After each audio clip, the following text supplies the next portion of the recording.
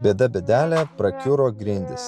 Na, bent jau tokia buvo pirminė versija mano draugų, kurie pastebėjo juoduojantį ir besipučiantį parketą.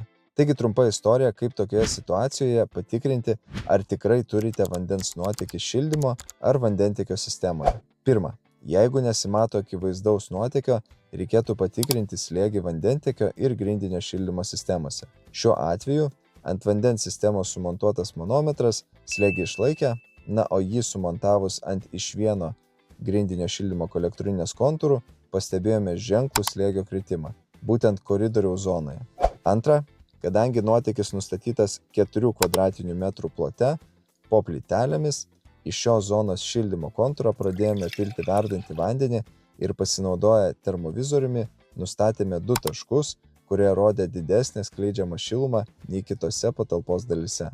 Trečia, pasitvirtinti prielaidoms bandėme naudotis ir betono drėgmei matuoti skirtą matuoklį, bet labai aiškių rezultatų nepamatėme, tad teko rizikuoti. Ir nepataikėme. Nusidaužius plyteles ir betoną, pirmame taške pamatėme sveikus, bet šiek tiek aukščiau pakilusius grindinio šildymo vamzdelius, kas ir galėjo indikuoti šiltesnį plotą su termovizoriumi. Antruoju bandymu pataikėme.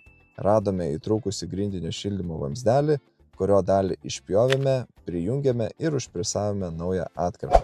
Prasitestavome slėgį, užbetonavome ir suklijavome naujas plyteles. Na, prie to pačio ir sienas nudažėme. Taigi apibendrinant, jeigu įtarėte vandens nuotėkį, pirma, matuojate slėgį, antra, pasitelkite termovizorių, trečia, eksperimentuojate su perfuratoriumi ir ketvirta, susitvarkote, ką suniokojate.